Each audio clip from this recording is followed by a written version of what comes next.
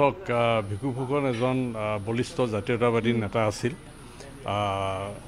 আপোনাৰ প্ৰশ্নটোৰ উত্তৰ দিয়াৰ আগে মই এটা কথা স্বীকাৰ কৰিব লাগিব আজি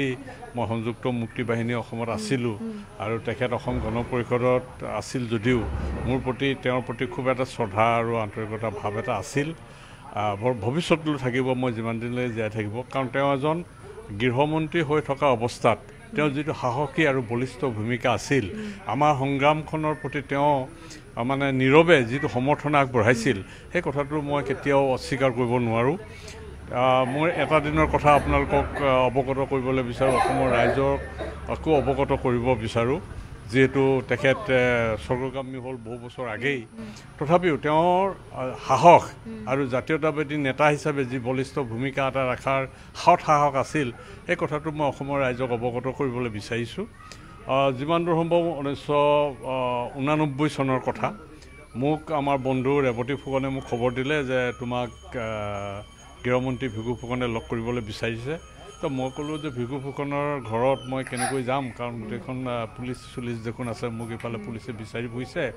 তেওঁ ক'লে যে নহয় সেইখিনি ব্যৱস্থা কৰিম তেওঁ গাড়ী এখন দিলে গাড়ী এখন দিয়াৰ পিছত মোক তেওঁ পাণবজাৰৰ যিটো বাংলোটোতে আছিল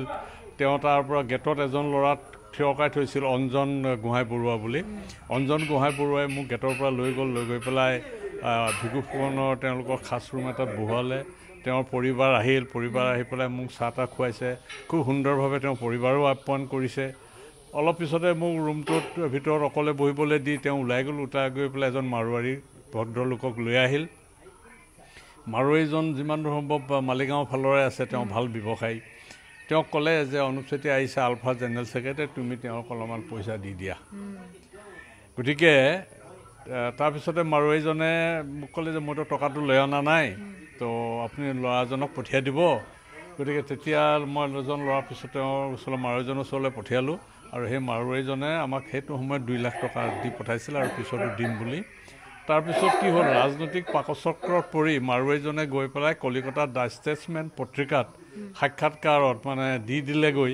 যে মই মানে ভিকু কুমাৰ ফুকনে গৃহমন্ত্ৰী অসমৰ তেখেতে অনুপ চেতিয়া সাধাৰণ সম্পাদক মানে সংযুক্ত মুক্তি বাহিনী অসমৰ মাতি আনি মোক 2 লাখ টকা দিবলৈ কৈছে গতিকে মই 2 লাখ টকা দিলোঁ আৰু পিছত দিবলৈ কৈছিল যদিও তাৰপিছত মই দিয়া নাই গোটেই ষ্টেটমেণ্ট হিচাপে তেওঁ এইটো প্ৰচাৰ কৰিলে সেইদিনাৰ পৰাই যেতিয়াই মোক মাতি নি পেলাই টকাখিনি তেওঁ দিছিল সেইটো সময়তে তেতিয়াৰ পৰাই মোৰ তেওঁৰ প্ৰতি শ্ৰদ্ধাভাৱ এটা আছিল তাৰপিছতো আৰু মই আলফাত পুনৰ গুচি গ'লোঁ তাৰপিছত আৰু মই কোনো যোগাযোগ ৰখা নাছিলোঁ কিন্তু মই 2015 চনত ঘূৰি অহাৰ পিছত মই মনে মনে তেখেত স্বৰ্গগামী হোৱা বুলি শুনিছিলোঁ আহি পেলাই তাৰপিছতে মই তেওঁৰ পৰিবাৰক কিন্তু লগ কৰাৰ মোৰ একান্ত এটা ইচ্ছা আছিল কাৰণ তেওঁৰ পৰিবাৰো খুব জাতীয়তাবাদী আছিল সাহসী আছিল আৰু সেইটো সময়ত সাহসেৰে মই এতিয়াও মনত আছে মই খৰধৰকৈ মই গৃহমন্ত্ৰীৰ বাসভৱনৰ পৰা ওলাই আহিবলৈ বিচাৰিছোঁ কিন্তু বাইদেৱে মোক কৈছে বোলে নহয় ভাত দুটামান খাবই লাগিব তা খৰধৰকৈ তেওঁ কাৱৈ মাছ আৰু কিবা এটা পাত দি পেলাই জোল কৰি বনাইছে তা সুন্দৰভাৱে মোক খুৱাই পঠাইছে আৰু মোৰ কাষতে মানে এই অঞ্জন থিয় হৈ আছিল অঞ্জনে কৈছে দাদা খাওক একো চিন্তা কৰিব নালাগে আপোনাৰ পুলিচে ইয়াত দিগদাৰ নাপায়হি নহয় এনে খাই গতিকে সেই সাহসী মহিলাগৰাকী বা লোকজনৰ ভিকু কুমাৰ ফুকনৰ যে সন্তানৰ আজি বিয়োগত মই সঁচাই মৰ্মাহত হৈছোঁ কিছুদিন পূৰ্বে আপোনাৰ টিভিত এটা দেখিছিলোঁ তেওঁৰ সাক্ষাৎকাৰ ছোৱালীজনীৰ গতিকে ইয়াৰ পিছতে আজি খুবেই দুখ লাগিছে বৌয়ে এটা কথাই কৈছে যে মোৰ স্বামীকো মই মানে শ্মশানলৈ পঠালোঁ মোৰ সন্তানকো মই আজি শ্ৰাদ্ধ পাতিবলগীয়া হৈছে কিমান মৰ্ম বেদনা এটা মাকে সঁচাই মৰ্ম বেদনা এটা অনুভৱ কৰিছে মই এটা কথাই ভাবোঁ যে অন্ততঃ এইটো সময়ত চৰকাৰে কিবা এটা কৰিব বুলি মই নাভাবোঁ কাৰণ কথাটো কি বিৰোধী দলৰ কিন্তু অসম গণ পৰিষদৰ দল হিচাপে যিহেতু স্থিতি এতিয়াও শক্তিশালী আছে অসম গণ পৰিষদে অন্ততঃ এই পৰিয়ালটোৰ কাষত মানে থিয় হোৱাটো উচিত বুলি ভাবোঁ মই মাননীয় অসম গণ পৰিষদৰ সভাপতি অতুল বৰা ডাঙৰীয়া, কাৰ্যকৰী সভাপতি কেশৱ মহন্ত ডাঙৰীয়াৰ প্ৰতি অনুৰোধ জনাইছোঁ যে অন্ততঃ তেওঁলোকে এই পৰিয়ালটোৰ কাষত, অকল এই পৰিয়ালটোৱে নহয়, অসম আন্দোলনৰ যিসকল নেতৃত্বই মানে বলিষ্ঠ ভূমিকা ৰাখিছিল, তেওঁলোকৰ পৰিয়ালবিলাক সঁচাই আজি যথেষ্ট পুতৌ লগা অৱস্থাত আছে। সেইসকলৰ প্ৰতি অকণমান সুদৃষ্টিৰে চাবৰ কাৰণে, সহযোগিতাৰ মানসিকতা আগবঢ়াবৰ কাৰণে সকলো মানে অসম গণ পৰিষদৰ নেতা কৰ্মীৰ প্ৰতি অনুৰোধ জনাইছোঁ। এতিয়া নিশ্চয় যিহেতু বিজেপি চৰকাৰ চলি আছে বা বিজেপিৰ লগতে মিত্ৰতাও আছে অগপ দলৰ, আৰু ভিগু কুমাৰ ফুকন এগৰাকী জ্যেষ্ঠ নেতা, সেই সময়খিনি বা মাজৰ সময়খিনি যথেষ্ট কৰণীয় ক'ৰবাত কোনোবাখিনিত ৰৈ গৈছে নেকি? কাৰণ চৰকাৰ কিন্তু তীব্ৰ গতিত বা তেওঁলোকে বিভিন্ন ধৰণৰ উন্নয়ন কৰিছে, এনেকুৱা ধৰণৰ গাঁৱে ভূঞে সোমাই গৈছে, কিন্তু তাৰ মাজত এগৰাকী জ্যেষ্ঠ নেতাৰ